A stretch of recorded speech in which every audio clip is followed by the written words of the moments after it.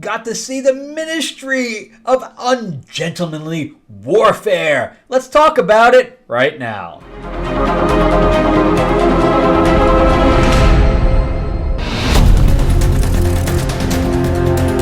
Hi everybody, welcome back as we rant about movies, television shows, and comic books. I am your host, Frank Zanka. I'm an award-winning screenwriter, novelist, and comic book writer, as well as a soon-to-be working line producer. I am leaving for LA in a few weeks to work on a film out there, and then I think we have a series coming up in June that I'll be leaving again for in Vermont. So I moved to Atlanta, and I won't be working here at all. Anyway, let's jump into it. Before we do, remember, give me a like and subscribe. If you can't subscribe, please do. I am trying to grow the channel out. Give me that thumbs up, etc. Plus, if you are a fan of classic monsters, me and Mark Spears are doing a classic monsters card game. This is one of my samples, so you can see that pretty much the game is pretty much done. We're going to be launching it on BackerKit, and it's going to be pretty awesome. So the artwork is pretty amazing, and it's done by Mark Spears, who does cover art for the big comic book companies. Like he did like A Kneel Before Zod for DC, and he did Spawn. He did a Spider-Man cover and stuff like that. So it's gonna be lots of fun. But we'll talk about that again at the end of this video, and because the link will be below for you to sign up and let you know when the thing launches. But let's talk about the Ministry of Ungentlemanly Warfare. They should never have called it that. It's the name is, I know it's based on a book. It's also based on a true story. Of course, it's very, very loosely tied to a true story. So it is by Guy Ritchie. Most of these guys don't care about history whatsoever. We saw that in Napoleon as well. But so this was a just released over the last few years. As you know, everything was coded top secret, etc. But now, after a certain amount of years, the operations get unveiled, and this is one of those operations that was put to these guys by Churchill.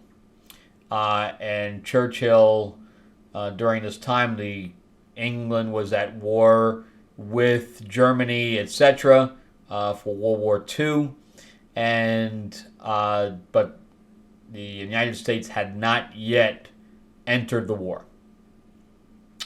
So pretty much they were feeling very isolated. They were constantly being bombed. It was called the Luftwaffe. That the German bombers would bomb London almost nightly. And so there was that going on, and they were about to send their U-boats into the Atlantic. And Churchill got inkling of this and decided to try to stop it. And we had a group that was put together. It was already together. But Carrie L's character, who was M.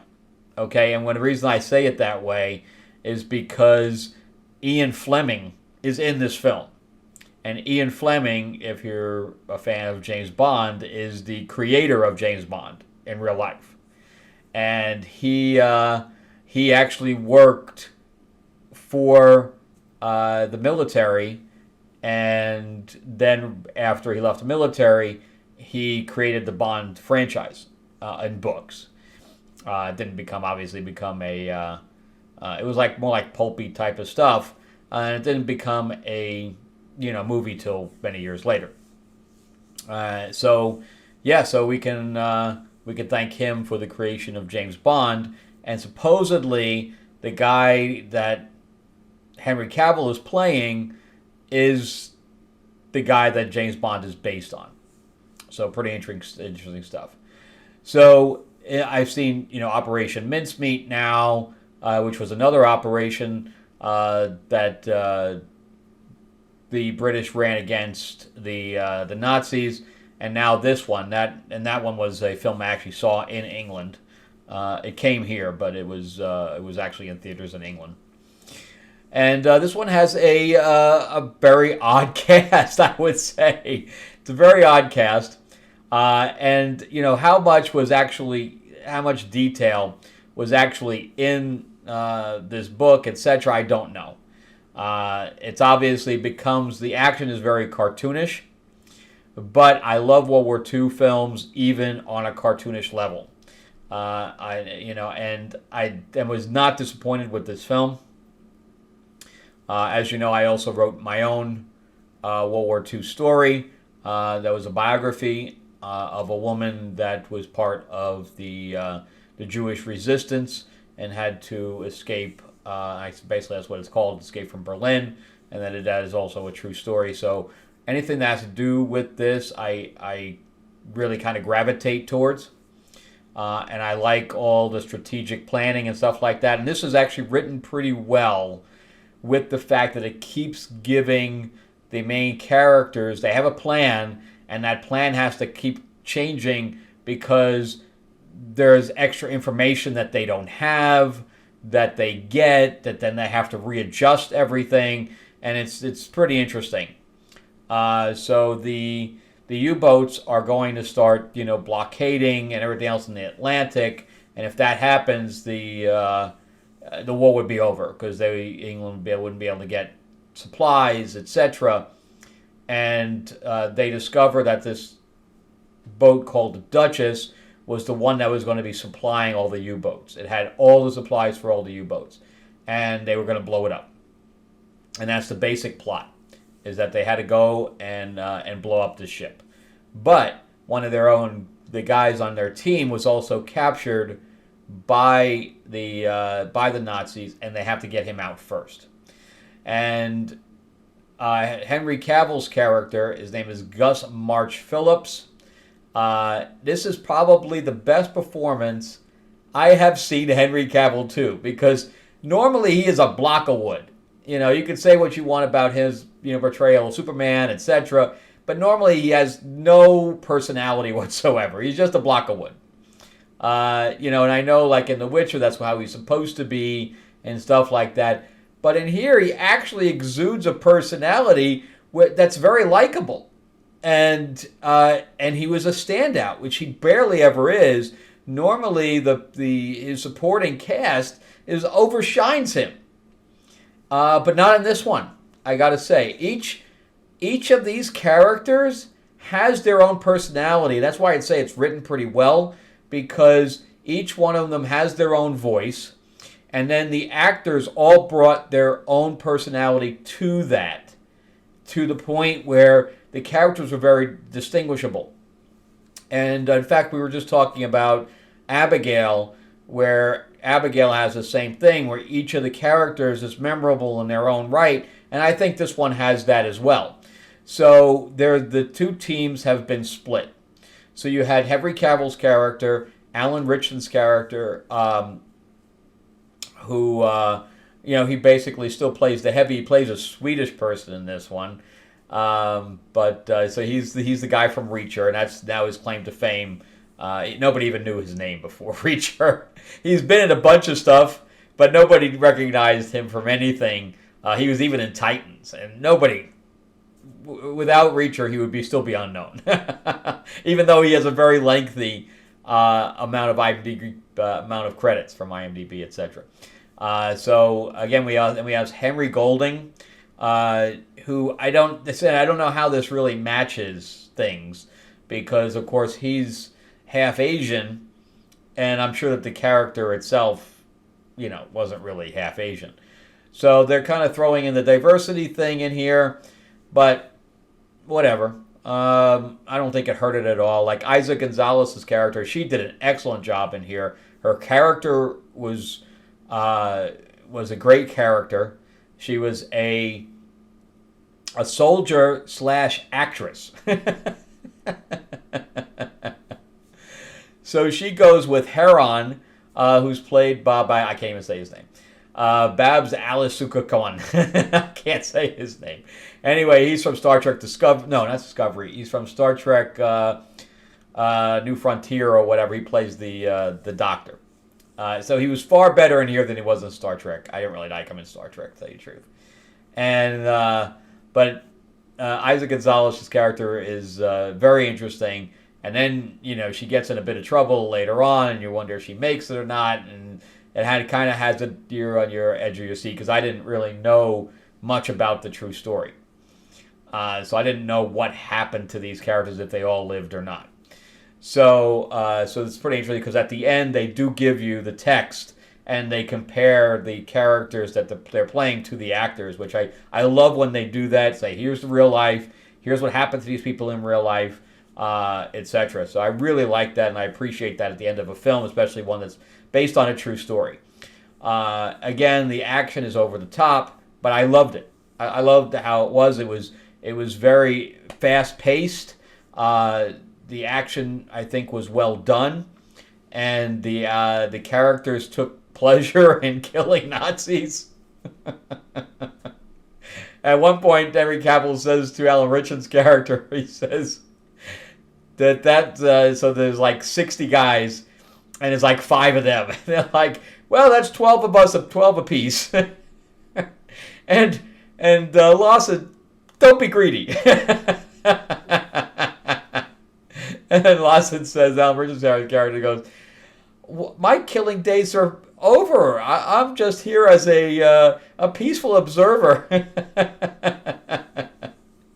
And that goes to show you that the writing is decent. For me to quote something now I've only seen once. So I've got to say. But anyway, so they go on this mission, but the mission, even though they were sent by Churchill, it was unsanctioned. So Churchill could get in trouble for if he was caught with this mission going on, because again, they were going to subjugate to Hitler, and Churchill wasn't having it. So he was sending out his own little private missions going on to prevent Hitler from going further, but that's not what the rest of the cabinet wanted to do. So he was going against what the wishes of the British government at the time, which is very interesting. Also, we had Til Schweiger. He plays Heinrich Löhr. They're actually, the whole mission takes place in Africa. And that's why I'm interested to see if Heron's character, there was another guy, which I don't know his name, but he played like the head of the pirates. He was the prince or whatever else of the island. And I cannot find him here, but boy, was he good. I really enjoyed his performance, and he and Cavill's character really did a good job of feeding off one another. With Cavill going, "Oh, good boy," and my man, and all the very British, type of accent that I want to say pulled, but he is British, so it's not like he had to go very far to pull the accent. I can't find the guy in here, but boy, was he good. But it was written by basically a team, Paul Tamasi and Eric Johnson, and they did several movies together, and they're decent writers. Again, I think that with writing for Guy Ritchie, they did The Fighter and Patriots Day, The Outpost. They did both of those things together, and I got to say that they did a good job of keeping the story going, and at the same time,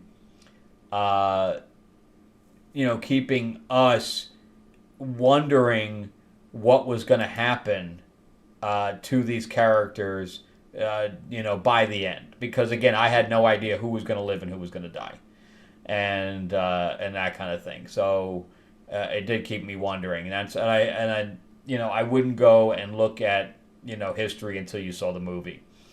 But I really enjoyed the movie, even though I know it's cartoony. But I thought all the actors really gave it their all. I think that the stunt guys did a good job. And I'm really Matthew, was it Matthew Spani? I think it's Danny Sapani, which is almost like a Italian last name. But boy, was he good. Yeah, that's him. Danny Sapani. What was he from? Oh, he was in Black Panther. Border Tribe Elder, almost on, yeah. Nothing really. Nothing, a role there. He was in Halo.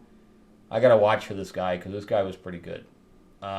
He also exuded, that gravitas and things like that. And the costumes that they put Isaac Gonzalez in were amazing. She had these gloves that kind of almost looked like, something out of old Spaniard pants or whatever else. It was kind of like this, when you see it, you'll see it almost had this cuff that was open and bowed out. They were really cool looking. And then on top of that, they put her in a Cleopatra dress at the end. That, it was like, I mean, she's a beautiful woman anyway. But I liked her better here than I did for sure in the Three Body Problem. I didn't really like her character in Three Body Problem at all. And the funny part is that the first I ever saw her act, she played in Dusk Till Dawn, and she played the snake charmer vampire in Dusk Till Dawn, the TV show, not the movie. So it was the adaptation. It was a TV show adaptation of the movie. So it was. So she's been acting for a while now. That TV show's got to be a dozen years old now. So I think she's got a good future. She keeps getting picked up, even if she's playing little teeny roles. I think she was in The Beekeeper too for like a little teeny role. So anyway, do I recommend the film? Absolutely, I really do recommend the film. Just know you're going to see, an action movie that's just a little bit over the top. Nothing wrong with that. And it is based on a true story, so we get to see some history, even if it's very embellished. And it's always fun to learn about history at the same time as being entertained. Nothing wrong with that. The acting is all good. I think the costumes were good. The set pieces were all good. I have no really complaints about it. And again, it's just, Guy Ritchie doing a caricature of real life. What can you say? But it's well shot, and I really had no complaints about the whole movie. I enjoyed it. I know people they're gonna drill on it a little bit harder than I am, but that's okay. Will I see it again? Absolutely. This one probably one I'll buy. I'm going to give this thing an 8. Sorry for anybody that didn't like it. And maybe after I see it again, maybe I'll be a little harder on it. But I went there to see a certain type of film, and I got that. Kind of like what I went to see Abigail, I got what I went for. In fact, had to go through the whole cell phone thing again. This woman in front of me, it wasn't like she just, like, I give people 5 minutes. They'll check whatever, maybe they have kids at home, whatever, to put it away. But she was not putting it away. She was literally like this the whole beginning of the film, and then occasionally looked up at the screen. So she had no plans of putting this thing away, just none. She planned on having this thing out throughout the entire film. So I called and I said, put it away, please. She didn't put it away. I don't know if she didn't hear me. So I got up, went over her shoulder. I said, put the cell phone away, please. And she's like, why? Is it bothering you? Why is it bothering me? What kind of question is that? I said, yes, it's bothering me. So then she put the gamma down, and I'm just like, you know what, man? So then she came over to talk to me. And she's like, well, I would have turned it off if you hadn't been so rude. I did say please, but I said to her, look, lady, I don't give a shit if I'm rude or not, because I'm paying to be here.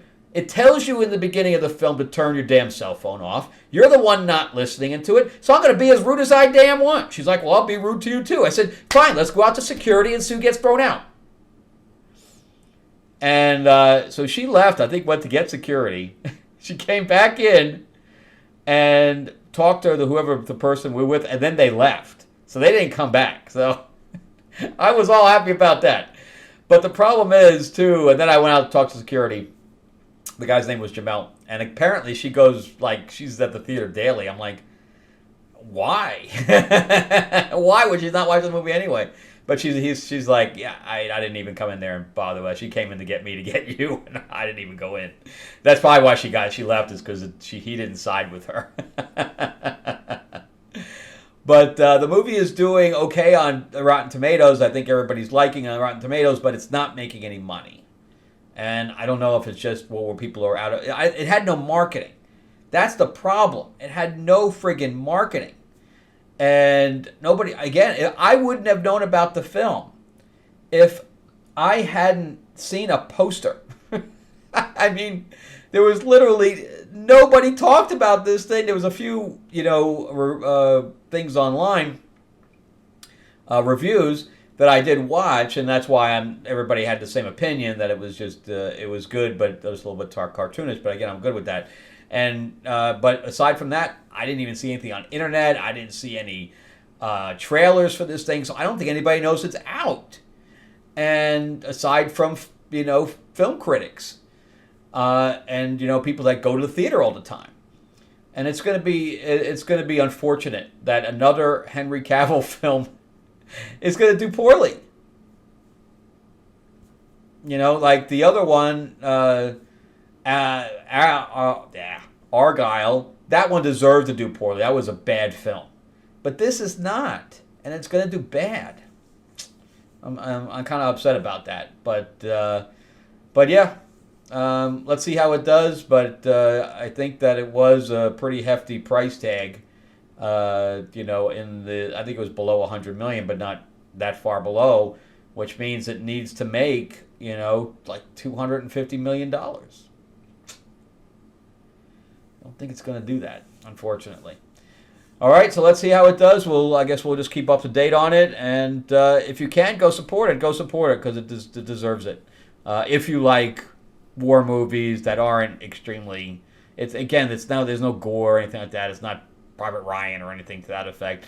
It's just an entertaining, war film, based on history, and I recommend it. All right, so thank you guys again for watching. I really appreciate it. And remember to give me that thumbs up, give me that like, give me that subscribe if you can. Ring that bell, ding, ding. And if you are a fan of classic monsters, definitely check out the link below. It'll give you a link to sign up to tell you when we launch in the next few weeks, because I think within 3 weeks we're going to be launching. And this is actually an expansion box. We're doing Dark Oz expansion. And you can see like the size of the two boxes, but this has about 50 cards in it, stuff to that effect. So it's gonna be lots of fun. So definitely check that out, and I will see you guys on the next episode. Thank you guys again so much for watching. Check out my other videos, and I will talk to you again soon. All right.